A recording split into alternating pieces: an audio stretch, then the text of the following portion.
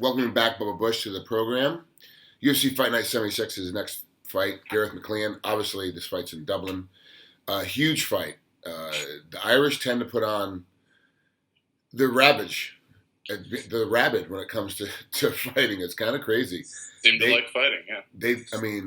It's amazing how well they are. Like, I thought the Brazilians were crazy when it came to like fan base for fighting, but the Irish actually are a little bit more knowledgeable too about the fights. And where Brazilians, no matter what happens, they always stick with the Brazilians. Like if you're beating a Brazilian's butt, you're getting booed. Where the Irish tend to go, it might be the countryman you're beating up, but if you're the better fighter, they're going to cheer you on the way out. You know? Yeah. I mean, this guy's an Irish last name, but he's South African, so I think I can win him. Yeah, so that's that was my next question. Is like, this guy's South African, so it's not even like Irish versus where do you think, knowing you fought a lot of places, this isn't your first time, trying to deal with in a weird territory. What do you think the crowd's going to be? Are they going to be more for you? Or going to be more for him? I think they'll start out more for him, just based on the last name and the beard. But I think I can win him over. Are you keeping the beard for your fight? No, I'm not. I mean, at most, So, okay, all right. Maybe there's a little bit of beard envy going on there, but okay. Yeah. So, have you looked at Garreth? Have you broken down his fights at all? The ones I've seen, and I haven't. There's a lot of them that aren't out there online, but I've seen a couple. And yeah, I study them a lot. If you hit up the UFC, will they help you get some tape on your opponents, or is it they pretty much leave it to yourself?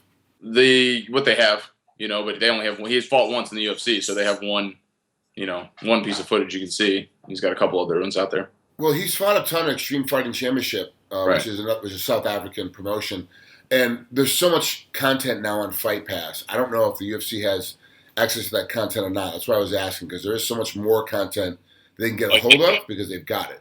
Like EFC? Yeah. Well, I'm not sure if EFC's on there because like every time I turn on, I actually pay for Fight Pass, and every time I turn on there, there's like another thing I've never even heard of that's now on there. They have so much content, it's crazy. So I wasn't sure if maybe EFC was on there as well, and they got you more footage. Yeah, not that I know of. They have the his old fight on the Fight Pass, but I don't know about EFC. So what did you get from that one fight? And that's tough, only seeing one fight on a guy. What did you pull from it? The guy that fought him was a lot like my style. He was in his face a lot, and so that was good. And I didn't get to see a whole lot of his stand-up, but Garreth seems pretty comfortable in the clinch, pretty comfortable on the ground, and he likes to take people down too, and ground and pound and rear naked choke. And he's a lot like I am, like to get those one-sided wins. Now, historically speaking, South Africans aren't the top of the food chain when it comes to MMA. Doesn't mean that Garreth isn't a great competitor. Just historically speaking, that the entire country is still trying to catch up to America. That's just how it works right now. Sure. Does that go into part of your planning too, knowing that you just got a better system to go after and you've had better fights all the way through? Does that help out with your game planning at all? I mean, you can't plan for that. The only thing that can come of that is making you overconfident, and that's dangerous. I do believe in that. I believe that I have better training partners, have better community here.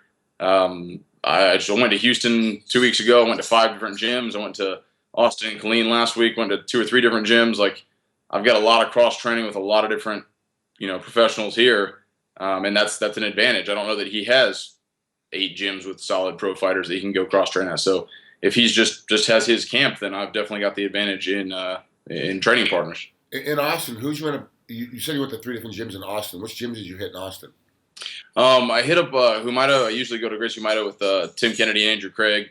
Andrew was on a date night. Tim Kennedy was in Germany. So they went there then. And then went to Killeen with Colton Smith, and I did train at Fort Hood Combative Center there with them. And they have a bunch of good guys there right now. Pretty solid. And then I went to, I think, Austin Muay Thai, again with Andrew Craig the next day. So just stand up. So how far is Austin from home? 2 hours. So do you drive up and drive back the same day, or do you drive up and stay a day? Try to make a 2 or 3 day trip of it. Yeah, I spent one night there. So drove up, trained a couple times, trained the next day, came back. Houston, I spent 3 days just driving around, stay with some friends. So you're driving around quite a bit to get to different places. So take me through your training camp. Like, give me the last 6 weeks as far as location goes. Like, are you always at home, or are you in Austin more? Are you down in Houston more? Is it still kind of a balance? So it's mostly at home. mostly be home, do strength and conditioning Monday, Wednesday, Friday, mitt work Tuesday, Thursday, and then tech sparring and stuff in the mornings, and then go at night and do all my actual martial arts training, whether I'm doing sparring or cage work, takedowns, jiu-jitsu, whatever it's going to be that night. And I was mostly doing that at home with my home camp and my home training partners, and then get towards the end of the fight camp and just go seek out other people who are training for fights or in that mode to kind of compete against. So who have you had a specific training partner that at home that you're like, okay, I'm working out with this guy every day that shows up, that's going to be a little bit more like Garrett style as much as you can tell? I have one guy who's kind of his body type to work with, but not really. He's not a professional fighter, just does jiu-jitsu with us. I guess one or two. I have Kyle Simpson, who's another professional fighter that hasn't fought in a while, and he's just 205 pounds of explosive muscle. So he's just a good partner. But he's 6 feet tall, around the same height, same build, but not as lanky and karate style. He's more of a brawler. So I have people to work with, but I don't have specifically Gareth's build, and style. Let's talk about the travel. Getting over to Ireland, it's a long trip.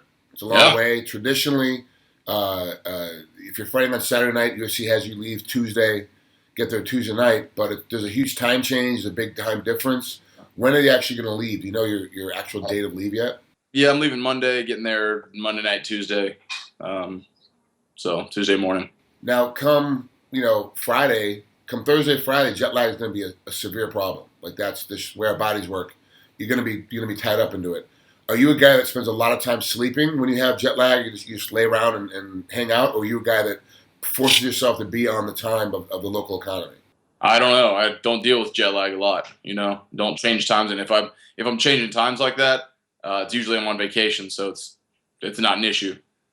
So I don't know. I'm a guy that sleeps a lot anyways, so I think I'll be fine switching over and just sleeping as much as I can. Well, I'll give you a hint to what I used to do, and you can use it or not use it. And like I said, it's worth about as much as I'm going to pay you right now for it. So, what I would do is the morning I wake up and I grab my suitcases to go to the airport, I set my watch to the time of where I'm going to land. So whatever time it is.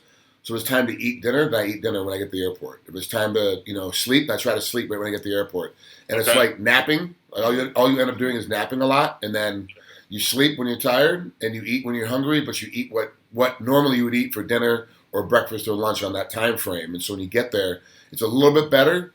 And then when I land, I try to stay up to 10 o'clock at night of local time. So no matter what time it is, I force myself to stay up to 10 o'clock at night before I go to sleep. And that seems to work for me. But everybody's different. Hey, I'll try it. You said there's a 2 to 3 day delay, you think? Yeah, because usually what happens is if you leave Monday, you get there Monday night, Tuesday morning with the time change, and by Thursday, all of a sudden now you're going to be dragging ass. Friday, a little bit, but Friday you got to make weight, so you can't be dragging ass and make weight. But it's not like you have to be sharp. You don't have to be sharp making weight. You just have to kind of foggy anyways, right? You just kind of zombie your way through it. It's kind of okay, and then the recovery, and then you'll sleep after you make weight for sure, but then you'll be up like at 3 a.m. Like, now what do I do? Okay, well, you'll find stuff to do to occupy yourself, but try to rest as much as you can. And really, it's the diet, the athletic diet you got to be on anyway to make weight. I feel like that week the athletic diet is nothing, right? Like water. So, yeah. How much are you over right now? What's your weight like right now? I was actually 194 after my workout this morning, so I've only got about 8 pounds to cut from here. I'm waking up around 199, 198, in there. So you're not too bad. You're not too far off. It's not like you got to get there and cut 20. I'm actually a little lighter than I usually am. Why is that? Is that diet or is it the training that's been going on? A little bit of both. Diet, yeah. What'd you change? Not much. Just don't eat as much. Didn't change quality much. Just haven't been eating as much. That's about it. And that's a weird thing. Like everyone comes out with this diet, and I follow this nutritionist, and he tells me to do this, and I took this, and I've always been one of those guys like take what you eat and eat half. Just eat half of it. Cut your calories back, you lose weight. This is kind of how it works. That's it. I mean, I just try to keep protein high, and then I've been trying to push carbohydrates for my training sessions. But I don't know. I'm not that hungry. I think my body knows. I wrestled. It knows that the more you lose now, the less you hurt later. And I've just really naturally not been hungry and trying to push carbohydrates so I can get the energy for the workouts. But man, I even get home, I'm not that hungry, so it's good. Easy to lose weight. Yeah, it seems to be working. Your face is a little bit thinner than the last time we spoke, so it does seem like you are losing a little bit more weight. Anything changed in your personal life? Is there anything different going on that end, or is it all? I mean, I'm married now, so that's pretty different. Say again? I'm married now. Oh yeah. Hey Clay, how are you? I didn't realize you guys got married. I thought you were still just at the stalling stage. Yeah, no, it's been a while. It's so last fight was in July. I got married in August. Had surgery in October, and I've been doing rehab for 6 months, getting back to speed, and then took this fight. So how was the surgery?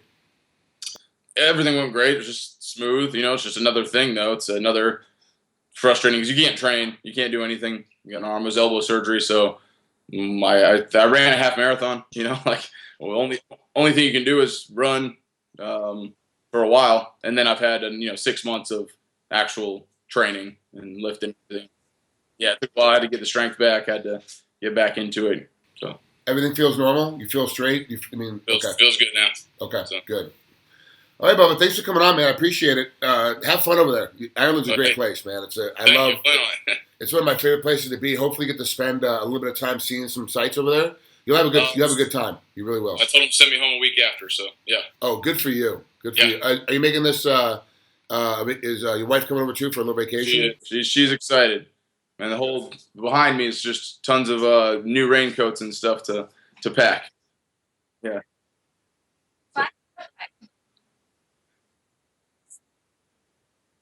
Thank you. Appreciate you.